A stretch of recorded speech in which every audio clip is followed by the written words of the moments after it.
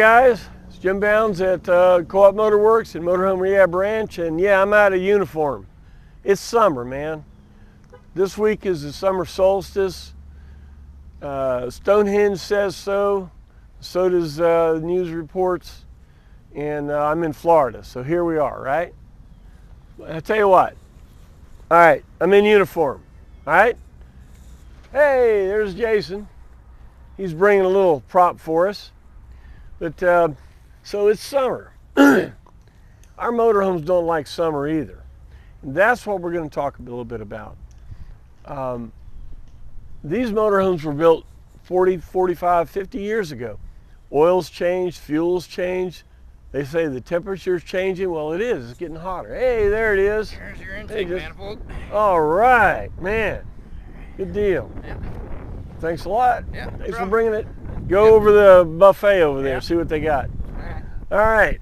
So we're going to talk a little bit about why the GMC really hates heat. All right. We're going to start with how you would start. So what happens right now? Got GMC owner heading back to Texas, Sam in Georgia, and they are fighting this fight right now. Okay. What happened? They called us, said, driving along and it just dies. Okay? You sit there and mess with things, this and that, about 20, 30 minutes, fires up, takes off again. Goes about 30, 45 minutes, dies. They've done this 4 or 5 times. So that's what happened. It gets too hot and it dies. Now there's a couple of things, a couple of easy things before we get to this. Okay? First thing, if that happens, lift the engine cover about the height of a tall boy, okay? And prop it up and go drive again and see if it either goes longer or maybe it won't do it at all, all right? If that's the case, when you get home and you get safe, then I want you to replace your distributor module because it could be getting hot, frying out. Make sure you put the dielectric grease on it when you put it in. All right, I want you to take out the carburetor filter. Look, you know we talk about fuel injection, all right? We all know most of the coaches still are running carburetors. So we're talking carburetors right now, okay? You fuel injection guys, hang on the side, you'll recognize some of this. But with a carburetor, there is a 5 micron filter in the front of the carburetor in the snout. So you want to change that out. It's a Wix brand 330-48. Have one in the glove box because when it clogs up, it's the finest filter and all the silt. See, Rochester put it on there to keep their carburetors clean. They don't care what they did with all the gas, but they want that clean fuel to go in because if it's any bigger than 5 microns in your quadrants knot, it's going to clog up. Okay? So you want to check that. All right? If those two, then go drive it again. See if it does it. Right then. Because if it doesn't, this is what we're going to talk about right now. And we've even done a video about this, but I would tell you in the last 3 to 4 weeks, as it's been getting hot, this is happening to all kinds of people. And what they do, they go through all the things they could do. You tighten this, loosen that, change this. They'll spend, you guys will spend a whole bunch of time. And I agree. You want to try to see if it is something silly. But, now listen carefully guys, please, it's so important. This intake, this is an original Oldsmobile Tornado or GMC intake. How do I know that? I know that because the carburetor is pushed down. The carburetor is below the plenum of the head, okay? It's the only intake manifold GM ever made that way. Why'd they do that? To get that huge motor under the hood of a flat Tornado. And since those specifications were already there and it was a crate engine, they used the same specifications for the GMC. Do you ever notice the cutout? I know you do. The cutout in the engine cover. Well, that's when they took all those specifications, put it together, put it in the motorhome, put the body on it. It drooped just a little bit and hit the engine cover. So the bright engineer said, well, cut out the engine cover. Somebody messed up somewhere. Shouldn't have had to cut the engine cover, but they did. All right? So and everybody that's been in this any length of time knows, and you young guys understand, if you put an aluminum Edelbrock Performer intake, it worked fine on the motor, but you're going to have to cut out and put a doghouse, because the carburetor will be up too high, it won't be under the floor. Which is not that bad of a thing, actually, because I mean, you got to have a cup holder there anyway, right? Right there in between the two seats. So I mean, theoretically, you could cover one up, and you may get a little bit more performance because the air is going, the vacuum is going right into the valves, as opposed to this, it comes in, goes to the bottom, comes up, and then goes to the valves. But this still works. And if you like a flat floor, you have to use this. All right? So here's the deal. For you guys up north, you have a furnace, okay? And the flue comes out the back. Well, it's got to go up, right? So it turns and goes up. Well, right there where it turns is going to get very, very hot, right? Okay. Now, so this crossover right through the middle of the intake manifold, all GM engines, carburetors, intakes are made with this exhaust crossover because they pull the choke stove off of it. It also is supposed to heat the carburetor up if it's like 10 below. Personally, if it's 10 below, shouldn't be there. Scott, I'm sorry, man. Too hot, too cold. So anyway, the problem with that is, remember when you bend heat on the back of that furnace, that bend's going to get hot. Well, here's the two heads blowing heat. It has to go in, it hits a wall, then it has to go down, hits a wall, has to turn again to equalize. You follow? So right through the middle of the intake manifold, right through here, gets hot as a firecracker. Hot as a firecracker, right through here. So if you heat up cast metal on one corner, it could crack. Well, that's what happens to our intake. Now remember, this is the only intake that GM ever put a concave configuration on. They never did it again. Probably out on the life test, they started having these cracks. I don't know. But what happens is, right through here it gets hot. It's cooler here, cooler here. The secondary port right here, we'll have a picture and show this to you.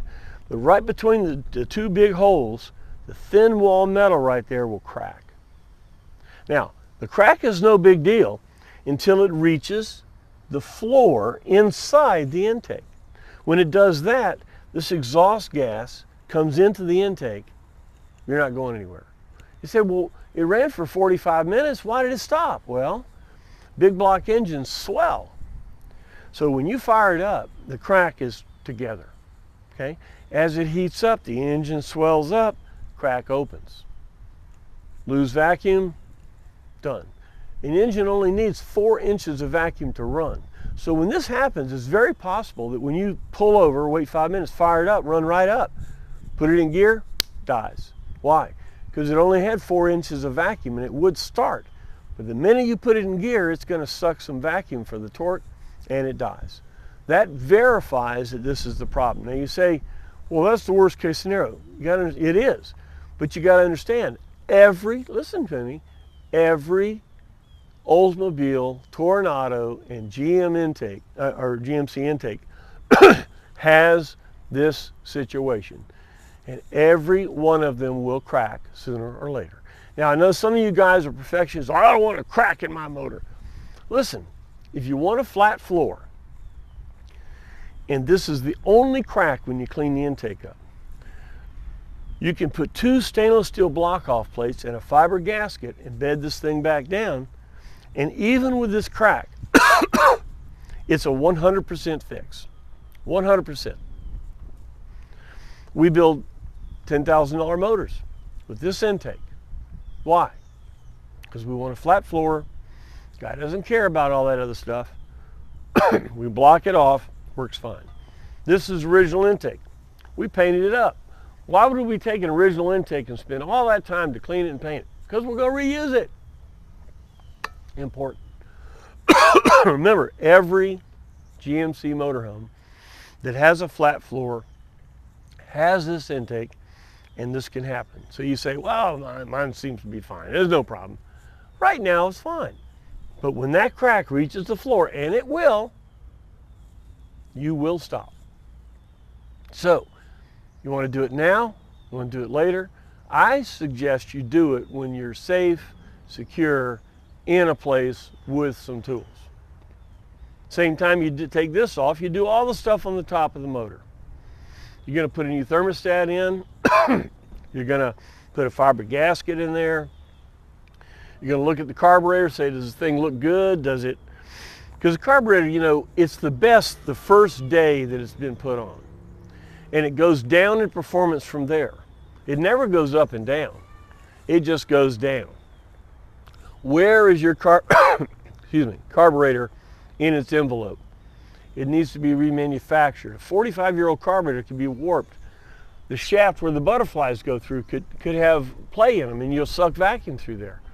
So a carburetor that's this old does not just need to be boiled out and a kit. It needs to go to a professional carburetor guy. He needs to check all the special stuff. He puts it on a flow bench to be sure it flows correctly for a 455 engine, which, by the way, any Rochester Quadrajet carburetor that has the right linkages can be made to flow the CFM that's needed for a 455 engine. Even if it's a 350 Olds carburetor, it can be remanufactured by somebody that knows what they're doing to work in a 455. There's not that many 455 correct number carburetors out there, but that's not necessary if the man knows what he's doing. Please understand that, okay? I dig you want to have the right number of carburetors and all that. That's fine. It's a nice pride thing, but it doesn't have to happen to have a properly running engine. Enough of that. So you do everything on the top of the motor, block off the crossovers with stainless steel plates. I think we sell them for $50 or something like that for a set of them. You put a Mr. Gasket 404 gasket set. That's for a 455. 403 is a 407G, I think. We use ultra gray Permatex, both sides of the gasket, on the top of the dams in the front and back. Sometimes you may on the block take a punch and just put little dimples in the top of that dam so the Permatex gets a little bit to grab.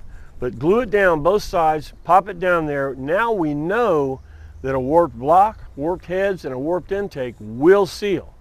That's why you want to put a fiber gasket. Put it all back together.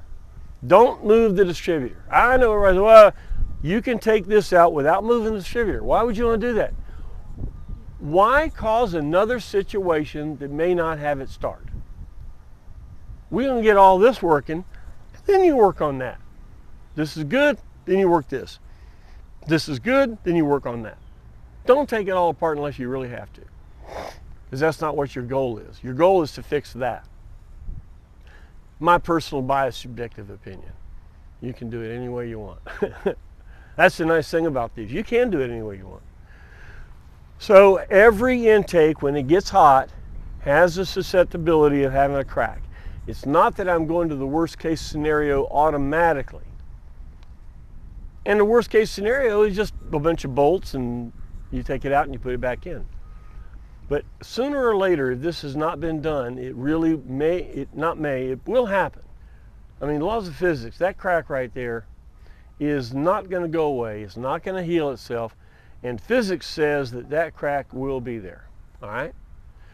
So I think probably the coaches like cold weather better than they like hot weather. You know, I got to say I like hot weather. I like sweat balls hanging off my nose.